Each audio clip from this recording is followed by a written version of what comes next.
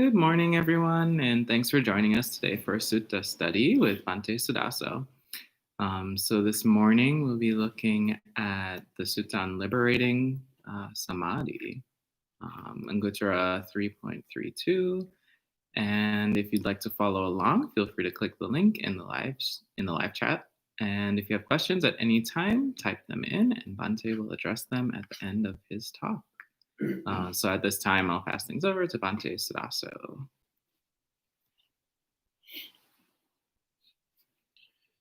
Namo tassa bhagavato arahato samma sambuddhassa. Namo tassa bhagavato arahato samma sambuddhassa. Namo tassa bhagavato arahato samma sambuddhassa. Buddhang dhammang sanghang namassami. Good morning, friends, and welcome to another episode of Sutta Study. So the plan, by the way, is to go through the entire Sutta Pitaka, and then when we're done, to start over and go through it all over again. And we're just going to repeat that until the entire universe is fully enlightened. So Sutta Study is an ongoing series with no end in sight. It ends when everyone is awakened, which is going to be realistically never, but we're still going to try. So today we're going to look at a discourse from the Engudranakaya. So the Engudranakaya is a delicious collection of a wild assortment of short suttas covering every topic imaginable. So some are very simple and straightforward, others are very complex and profound. Most of them are very short. Some are of middle length, but most are quite short. And all of them have some kind of numerical quality to them. So all of them are based on some kind of numbered list. So this is from the Anguttara Book of the Threes, which means that there are 3 things listed in the sutta at some point. So this is Engudranakaya 3.32, so sutta number 32 from the Book of the Threes. Here it's called the Ānanda Sutta. I should also point out, by the way, that the titles for most of the suttas were added later. So for most of the suttas, the Buddha did not give a title. The titles were added at some point later, and we're not sure exactly when. But sometime in the subsequent centuries, titles were put on the suttas. A handful of the suttas actually do have a title given by the Buddha. For example, the Madhupindika Sutta was the name that the Buddha gave it. So the honey ball sutta, the lump of honey sutta, that was the name the Buddha called it. This particular sutta is simply called the Ānanda Sutta because it was a discourse given to Venerable Ānanda. So the titles that were added later, most of them are descriptive to one degree or another. But often the description is not really relevant to the content of the sutta. It's just a way of identifying it. So I'll go ahead and read through the sutta and give some explanations. And then at the end, I'll answer any questions that you have. So please feel free to enter questions at any time. So the sutta begins. Then Venerable Ānanda went to the Fortunate One, paid respects to him, sat to one side, and said to him, Bhante, is it possible for a monk to enter a kind of samadhi in which there would be no tendencies of self-identity, possessiveness, or conceit regarding this body with its consciousness and towards all external objects? And one might reach and remain in that mental liberation, that wisdom liberation, in which there are no tendencies of self-identity, possessiveness, or conceit? So this is the opening question. So here Venerable Ānanda, who at the time was not yet enlightened, Venerable Ānanda went to the Buddha, bowed to him, sat down, and asked this question. So he's asking, is there some kind of samadhi? So samadhi is the state of mental unification and concentration, in which the mind is completely still, yet completely alert. So a state of mind in which one has very strong mindfulness, very awake, clearly aware, and yet the mind is not engaging in any activity. So Samadhi is characterized by Jhana, the Jhana states, which are states of very strong Samadhi. But actually we have some amount of Samadhi anytime we pay attention to anything, any one thing, for 2 or more subsequent mind moments. So if you pay attention to the same thing for multiple moments, then you have some amount of Samadhi. It might not be particularly strong, but you have some Samadhi. So the important characteristic of Samadhi, once again, is that there is no intentional movement of mind. The mind remains still, yet is completely awake, completely alert. Yet Venerable Ānanda is asking about insight. He's asking about wisdom. He's asking about the development of liberating wisdom. He's asking about the elimination of the tendencies towards self-centeredness, the tendencies towards self-identity, the tendencies towards grasping, the tendencies towards conceit. So in Pali, so what is said here as tendencies of self-identity, possessiveness, and conceit. In Pali, that's ahankara, mamankara, mana nusaya. So ahankara literally means I making. So ahang means I, like I am. So ahang, I, kara. Kara means making or doing. So ahankara means making a sense of I, a sense of me. Mamankara, mamang means mine. So mamankara means making a sense of mine, creating a sense of possessiveness, a sense that something is mine, belongs to me. And mana is conceit. So conceit is the fixation on self-existence. And anusaya is translated here as tendency. You might also see it translated as habit or predilection. It's this underlying inclination to think or act in particular ways. So one of the core aspects of Buddhist practice is that we're trying to eliminate our underlying tendencies to relate to the world in terms of me and mine. So this is what we're trying to do. We're trying to uproot the tendency of I-making, mind-making, and conceit. So Venerable Ānanda is asking how we can do this in relation to 3 things, which is why this is in the Book of the Threes. Towards this body with its consciousness, so this conscious body, that's the first critical place where we tend to establish a sense of self, a sense of me and mine. We think this body is me, this mind is me, this body is mine, this mind is mine. So we start our practice by looking at the body, by recognizing how we have this delusion that the body is me and mine. And we work on cutting through that and dropping that. The second category he brings up is towards all external objects. So in Pali, that's bahidda nimitta. So bahidda means external, so outside of body. And nimitta means an object of attention. It's what you pay attention to. It's something that you can direct your mind towards. So external objects then usually refers to sight, sound, smell, taste, touch, and thoughts. So the objects of our 6 senses, of our 6 sense domains.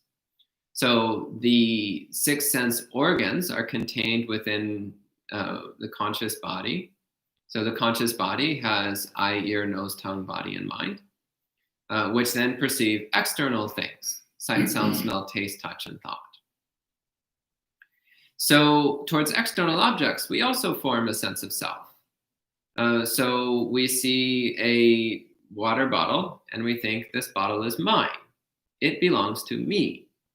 So there's that I-making and mind-making happening, that self-identity and possessiveness coming up again. So this relationship of always relating to things in terms of ourselves, in terms of our self-identity. So we do it with our body and mind, and we also do it towards the external world. We also relate to the external world in terms of me and mine. And then the third category of, the third part of Venerable Ānanda's question is, again, he's asking, is there a kind of samadhi which one can enter in which self-identity and possessiveness regarding this conscious body will disappear, and self-identity and possessiveness regarding external objects will also disappear. And the third thing is, in this state of samadhi, one might attain the liberation of mind, in which all tendencies towards self-identity, possessiveness, and conceit entirely disappear. In other words, the attainment of full enlightenment. So he's asking, is there a kind of samadhi which can reach these three goals? Eliminating self-identity and possessiveness and conceit regarding this conscious body, eliminating self-identity, possessiveness, and conceit regarding external objects, and entering the complete liberation of mind, complete enlightenment. So those are the three questions he's asking. And those who are familiar with traditional Theravada meditation instructions might be puzzled already, because traditionally, samadhi and vipassana are spoken about as two different things. Traditionally, samadhi is spoken about as one kind of meditation practice, a meditation practice in which one intentionally stills and focuses the mind. And vipassana, insight, wisdom practice, is spoken about as a completely different kind of meditation, which involves actively moving the mind, actively engaging the mind in a way which produces insight into phenomena. So traditionally, it is said that you cannot do these two things at the same time. Traditionally, it's said that first you practice samadhi for a while, and then when you're ready, you stop practicing samadhi and you switch over to practicing vipassana. You switch over to the practice of cultivating insight. So traditionally, for example, you would enter first, second, third, or fourth jhana, so this deep state of samadhi. And then you would emerge from that state of samadhi, and you would focus your mind on perhaps the perception of impermanence or the perception of not self. And in that way, you start to break down your tendencies towards self-identity, possessiveness, and conceit. But there are a handful of places in the suttas where the Buddha clearly indicates that that's not the only way to practice. That this sequential approach of first samadhi, then vipassana is only one way of practicing. One of the most well-known suttas on this is called the Yugananda Sutta, which is a sutta where 4 ways of practicing are listed. One way is the sequential method of first practicing samadhi and then afterwards practicing vipassana. The second is the sequential method of first practicing vipassana and then afterwards practicing samadhi. And the third way is to simultaneously practice samadhi and vipassana. So practicing simultaneous samadhi vipassana. And the fourth one, we'll talk about when I talk about that sutta, because the fourth one gets a bit complicated and controversial. And the first 3 are the ones that are relevant to the topic here. So then what Venerable Ānanda is asking about here is the third kind. So is there a kind of samadhi which automatically brings with it vipassana? Is there a kind of samadhi which automatically brings with it the development of insight and wisdom? So this is a very interesting question that he's asking. He's asking, can I just skip all of this vipassana meditation stuff and just do samadhi and get enlightened that way? Is there a kind of samadhi where I can just get straight to enlightenment without fussing around with all that complicated insight meditation stuff? So personally, as a Samadhi practitioner, this is a really interesting question for me, because this is exactly what I want to be doing. I want to be practicing Samadhi, and I want that Samadhi to lead to enlightenment. Elsewhere in the suttas, the Buddha is quite clear that if you just practice ordinary Samadhi and you don't cultivate wisdom, then you will not attain enlightenment. You'll just be reborn in one of the high heaven realms. And you'll live there for a very long time and have a really nice life, and then you'll die and continue roaming on through samsara, bound to suffering, hindered by ignorance, obstructed by craving, and so on. So that doesn't actually sound terribly appealing. So it's not the kind of Samadhi I want. I don't want the kind of Samadhi that just leads to a temporary heaven life. I want the kind of Samadhi that leads to full enlightenment. So I'm very grateful to Venerable Ānanda for asking this question. And the Buddha answers, Ānanda, it is possible for a monk to enter a kind of Samadhi in which there would be no tendencies of self-identity, possessiveness, or conceit regarding this body with its consciousness and towards all external objects. And one might reach and remain in that mental liberation, that wisdom liberation, in which there are no tendencies of self-identity, possessiveness, or conceit. So the Buddha answers, yes, it is possible. There is a Samadhi which is liberating. There is a Samadhi which is awakening, enlightening. There is a Samadhi by entering into which one can attain full enlightenment. So this is good news. If you're into Samadhi, this is very good news. And so Ānanda then asks, he says, Bhante, how could a monk enter this kind of Samadhi? How do you get into this liberating Samadhi, this Samadhi that leads to full enlightenment? Keeping in mind once again that Samadhi is a state of mental stillness. So this needs to be a Samadhi which does the work on its own, which does the work of clearing up one's self-identity and conceit on its own. So it can't be something that requires intentional mental activity of any sort. So the Buddha answers, and pay attention because this is very important. He says, Ānanda, if it occurs to a monk, this is peaceful, this is sublime, the stilling of all activities, the relinquishment of all acquisitions, the elimination of craving, dispassion, cessation, nibbana. In this way, a monk can enter a kind of Samadhi in which there would be no tendencies of self-identity, possessiveness, or conceit regarding this body with its consciousness and towards all external objects. And one might reach and remain in that mental liberation, that wisdom liberation, in which there are no tendencies of self-identity, possessiveness, or conceit. So this is the Buddha's answer. If this seems impenetrable and confusing, you're not the only one. So this centers around a very important phrase which we see many places in the suttas.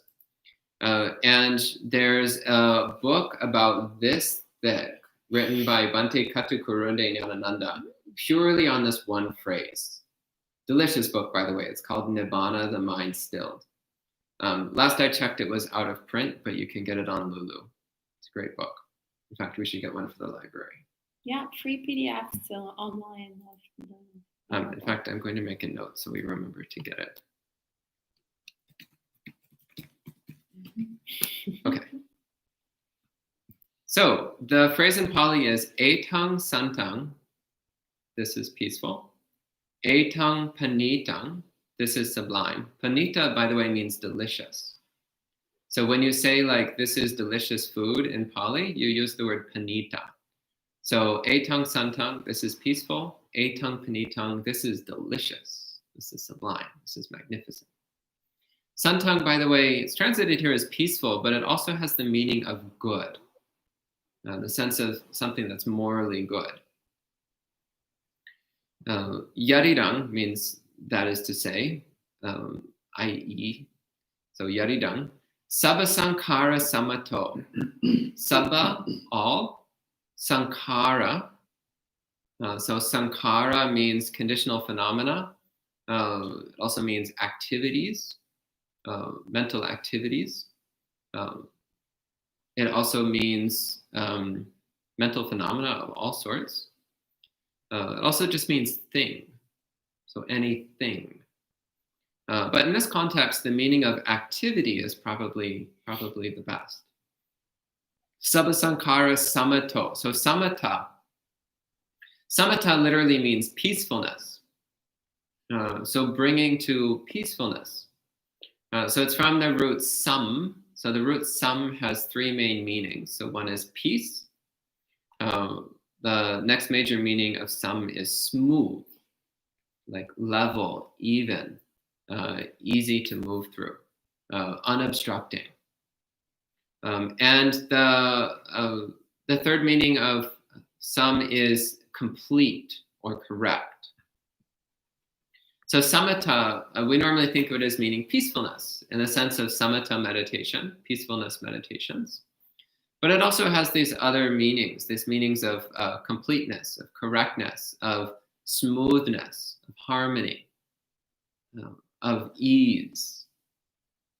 So it has all of these meanings. So bringing all one's activities to peacefulness, bringing them to correctness, to rightness, bringing them to smoothness, to ease.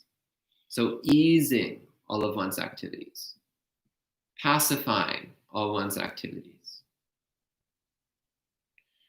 So it's translated here simply as stilling of all activities, as that's what I believe is the primary meaning of this phrase. But it's important to keep in mind these other shades of meaning that it brings forward. The next phrase we have is sabbu patinissago. So sabba, again, means all. Upadi. Upadi comes from the prefix upa, which means close, and di, which means to hold. So upadi is something you hold close to you. So upadi is usually translated as acquisition or possession. So it's something that you hold close. It's something that you don't want to let go of. It's something you don't want to give away or drop. Hold it close to you. So acquisition or possession can refer to physical things. So physical things that we possess. But more importantly, it also refers to mental objects that we cling tightly to, that we don't want to let go of, that we hold close to ourselves, that we hold dear. So thoughts that we like to think and we don't want to lose, emotions we like to feel that we don't want to end, memories that we don't want to forget, ways of thinking about ourselves. So maybe we think of ourselves in a particular way. We think, I'm smart, or we think I'm foolish, or we think I belong to this political party, or I'm a member of that political party, or we think I follow this religion, or I'm a member of that religion, or we think I'm tall, I'm short, we think I'm funny, or we think I'm boring. So these are all examples of upadi, acquisition or possession. They're possessions of mental phenomena, mental things that we try to hold tight to, that we try to hold close to ourselves. And patinissaga means to relinquish. So relinquishing all possessions, relinquishing all acquisitions. So this is what we mean when we talk about letting go. So if you spend much time in Buddhist circles, you'll hear people talking about letting go. They'll say, oh, let go, let go. It's like, well, what the heck do you mean let go? I'm not holding on to anything. Are you? Look more closely. What are you holding on to? What is it that you're not willing to let go of? What is it that you would be upset if it was gone from your life? Is it your cat? Is that upadi? Is that something that you hold close that you don't want to see go away? Is it your mom? Is it your scarf? Some people, their scarf is more important than their mom. What is it? Is it some aspect of your self-identity? Some way you like to think of yourself? You like to think of yourself as clever? Is that something you're not willing to let go of? You like to think of yourself as funny? Is that something? You like to think of yourself as depressed? That's actually an interesting one. So a lot of people, they're so attached to their identity of being depressed that one day they wake up and they're happy and they think something's wrong. They're like, what's going on? I'm happy today. This is not proper. This is not appropriate. I am depressed. I can't possibly experience happiness. Something's gone terribly wrong with the world. But actually things are going right. Things are just the way they are. So sambhu pariparinassa go. So letting go of whatever we hold close to ourselves. The willingness to relinquish, to drop. The willingness to allow all things to change. Briefly what this means. The willingness to allow all things to change. The willingness to allow all things to disappear. Without the slightest trace of nostalgia. Without the slightest disturbance in the mind. So think of whatever it is you hold close and imagine it disappearing. Can you do that without the slightest sense of loss? No? Then there's still work to be done. Because it means we don't yet understand that the relinquishment of all acquisition is peaceful, it's sublime, it's delicious. It's not painful, it's wonderful, it's magnificent. Etang santang etang panitam. This is wonderful. This is delightful. This is joyful. Relinquishing all acquisitions. It's a magnificent thing. So the reason why we're not yet willing to let go of our acquisitions is because we don't yet understand that letting go of acquisitions is magnificent. It's true peace. It's true happiness. The next part of this phrase is tanha kayo. So tanha, we know, is craving. So this intense desire for experiences of one sort or another. And kaya means elimination, the wearing away of something. So tanha kaya means the elimination of craving.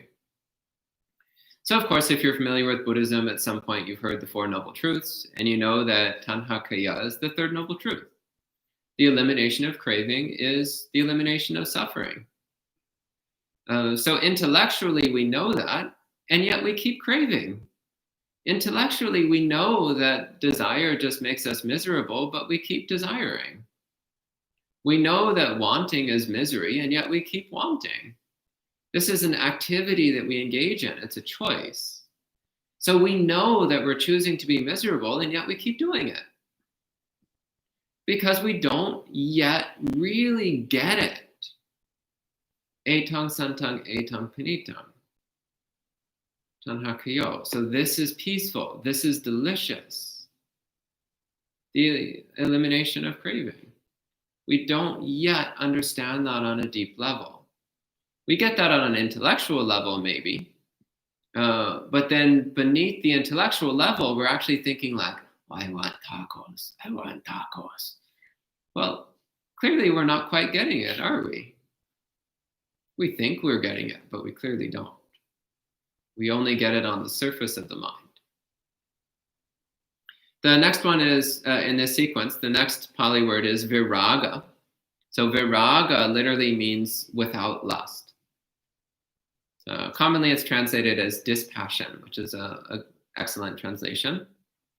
So raga means lust or passion. And the prefix vi in this case means without. So viraga means without lust, without passion. And again, often when people are new to Buddhism, they're really disturbed by this.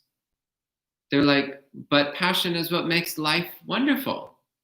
I have passion for my girlfriend. I have passion for my artwork. I have passion for my garden.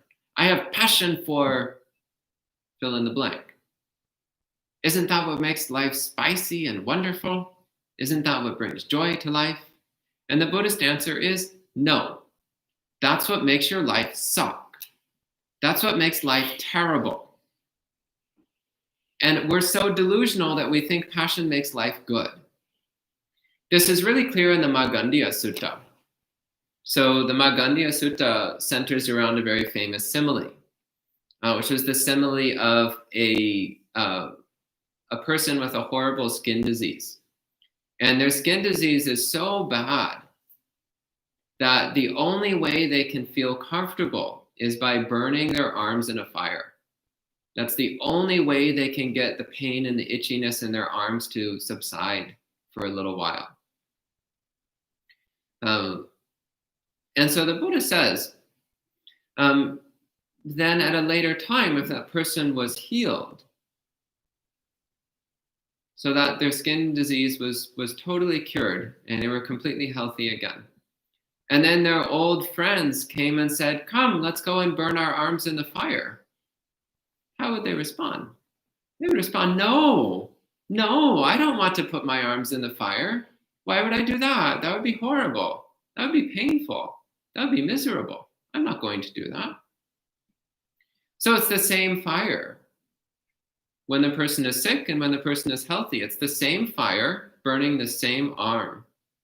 What's the difference? The difference is that when we're so overcome by mental disease, when we're so overcome by the disease of greed, hatred, and delusion, then burning our arms in the fire actually seems like a good idea.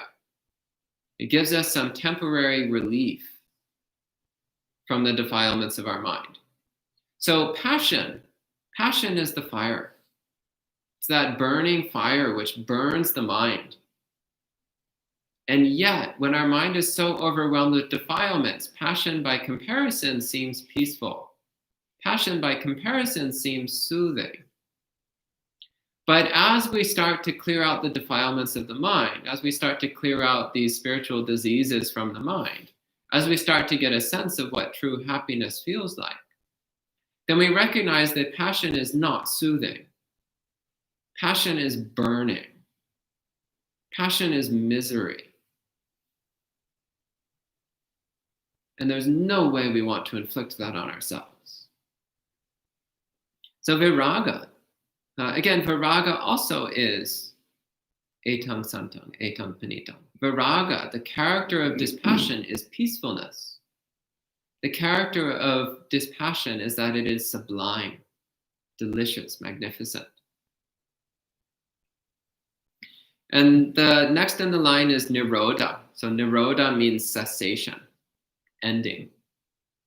So the nature of all things is that they arise and they cease. Upada, they arise. Niroda, they cease. So normally we think that arising is pleasant and ceasing is unpleasant. Arising is good, ceasing is bad. Once again, this is because we're delusional. This is because we don't understand the true nature of reality. The Buddha said in the Kachanagota Sutta, so Engudranakaya 12.15, which if you have to ask me what my single favorite sutta in the entire Pali Canon is, that's the one. Kachanagota Sutta, Engudranakaya 12.15. Favorite sutta in the whole canon. It's very short, very potent. In that sutta, the Buddha says, it is just dukkha that arises and just dukkha that ceases. So arising, anything arising, any phenomena coming into existence, that's just dukkha coming into existence. And any time a phenomenon ceases, that's just dukkha ceasing. So we think arising is good and ceasing is bad. Well, the Buddha says we've got it completely backwards. Because arising is just dukkha coming into being, and ceasing is just dukkha ceasing to be. That's all. So we should be delighting in cessation. We should recognize that the cessation of phenomena is the cessation of dukkha. We should be delighting in that which is asankata, that which is not sankhara, that which is not conditional, that which is not definable in terms of objects and activities and things, that which is not definable in terms of people, not definable in terms of personalities, not definable in terms of me and mine and those and theirs. That's what's truly peaceful. That's what's truly sublime. And finally, the final word we have here is Nibbana. So Nibbana, or Nirvana in Pali, actually it carries a very similar shade of meaning to Niroda. So Nibbana, Nirvana, it has a few different meanings. One of the simplest meanings of the word Nirvana, by the way, is non-craving, non-desire. So the word vana, one of the meanings of vana is desire. So nirvana means no desire. So nirvana means the absence of desire. It's one of the simplest and most direct meanings. Another meaning of nirvana is cooling off. So when the mind is burning with greed, hatred, and delusion, we want to cool it off. We want to extinguish the fires of greed, hatred, and delusion. So nibbana is sometimes translated as cooling, in that we're cooling down the fires of the mind. We want to be cool, chill, because that's peaceful and sublime. Nibbana is also sometimes translated as extinguishment, especially in the older translations. But it has to be understood that we're talking about the extinguishment of greed, hatred, and delusion, the extinguishment of the defilements that burn the mind. So it's not talking about the extinguishment of us. It's talking about the extinguishment of our defilements. And in very old translations, like 100 years old or more, you'll sometimes see Nibbana translated as extinction, which again freaks out people new to Buddhism because they think that Buddhism is all about making everything extinct. That's not correct. Capitalism is about making everything extinct. Buddhism is about making our defilements extinct. It's about making our suffering extinct. Okay? Big difference. So this then is what the Buddha means when he says etang santang etang panitang yarirang savasankara samato sabu pariparinissa go tanhakayo virago nirodo nibbana. This is peaceful, this is sublime, the stilling of all activities, the relinquishment of all acquisitions, the elimination of craving, dispassion, cessation, nibbana. So what he's saying here is first, bring this recollection to mind and focus on it. This is also referred to elsewhere in the suttas as the recollection of peace. Upasamanusati, the 10th of the 10 recollections. Upasamanusati, the recollection of peace. It's this phrase. The Buddha says upasamanusati is recollecting this phrase. This is peaceful, this is sublime, the stilling of all activities, the relinquishment of all acquisitions, the elimination of craving, dispassion, cessation, nibbana. So you bring this to mind. You focus on it. You bring this deep into your heart. And in so doing, you will naturally relinquish thought and mental activity because you recognize that the relinquishment of thought and activity and mental activity is peaceful and sublime. So that is sufficient to enter Samadhi. So ordinary Samadhi simply means that we've relinquished our surface level mental activity to the point where we're able to enter into stillness of mind. But we're also seeking to relinquish the subconscious activities as well. We're seeking to relinquish the subconscious tendencies to constantly relate to everything in terms of me and mine. So we recognize that those subconscious tendencies of self-identity and possessiveness and conceit, those are also activities, the stilling of which is peaceful and sublime. Those are also acquisitions, the relinquishment of which is peaceful and sublime. Those are also born from craving, the elimination of which is peaceful and sublime. Those also are bound up with passion, and dispassion is peaceful and sublime. those also are arisings, and cessation of those arisings is peaceful and sublime. And all of that culminates in the direct realization of Nibbana, the direct experience of the Nibbana Dhatu, the Asankata Dhatu. So in this way, one enters into a samadhi, which is not simply a temporary stilling of mind, but a stilling of all the subconscious activities of self-identity, all the subconscious activities of building me and mine out of each moment. So this is liberating samadhi. And this is the practice which in the Chan schools is called silent illumination. This is the practice which is called shikantaza, just sitting. The practice which is called the direct seeing of reality in some Chan schools. So this is what we're aiming at. If you're trying to practice simultaneous samadhi vipassana, this is a very direct way. Advanced morning, it's also really hard, just to be completely honest here. It's not easy. So normally, we prepare the mind through ordinary samadhi. We prepare the mind through ordinary vipassana practices. And after we've developed a certain amount of proficiency in ordinary samadhi and vipassana practices, then we can practice this kind of samadhi, this liberating samadhi. And we might make some good progress with it. So then the Buddha ends with a reference to the Parayana, which is from the Sutta Nipata.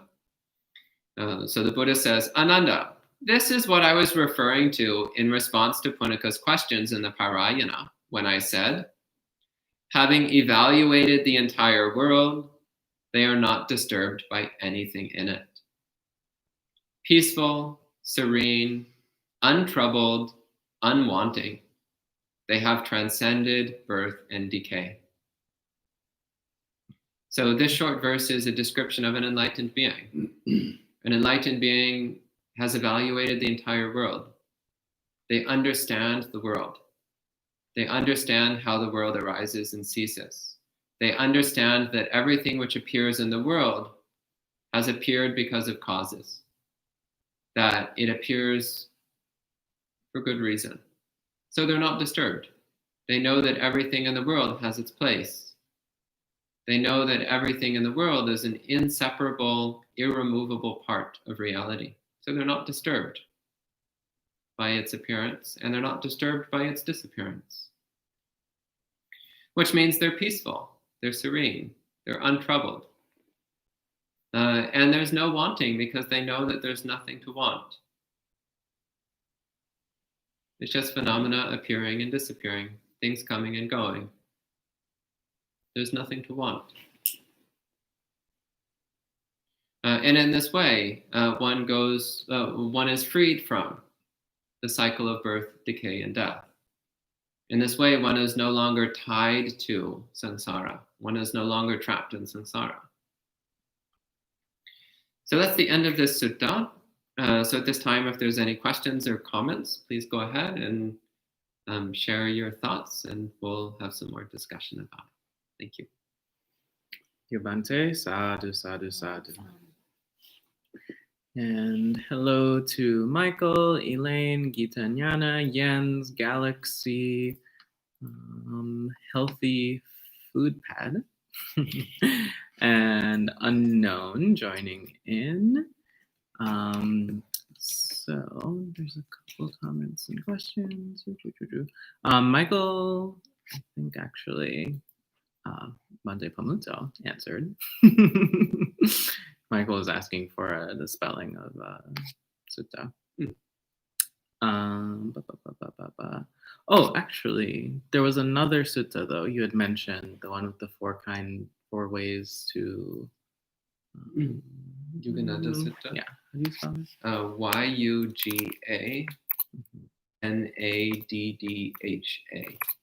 Yuganadha. Yuganada.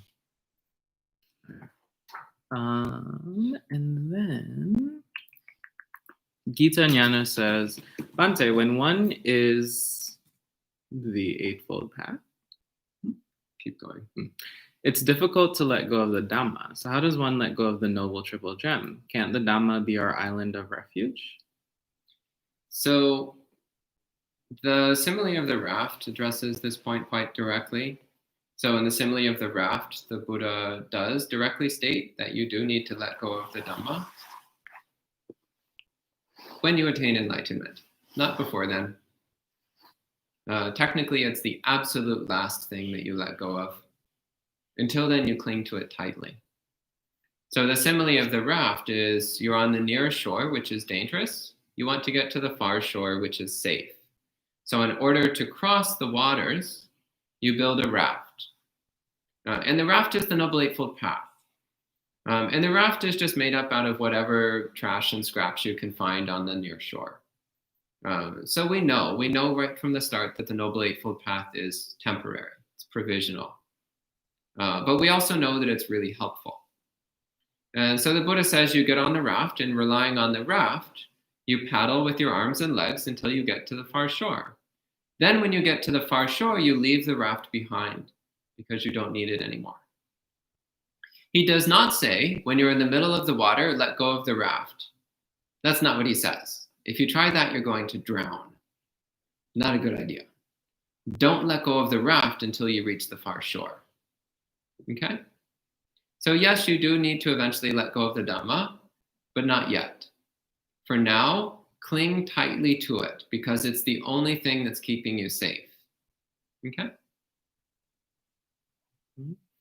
And Michael said, you're describing me when you said intellectual versus deep understanding and practicing. He's grateful for reminding him of that.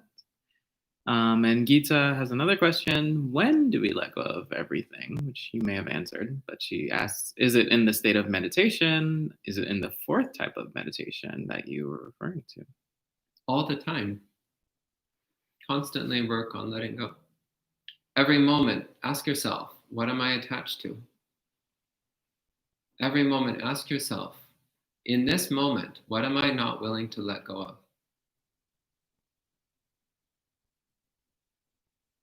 So every moment we practice letting go.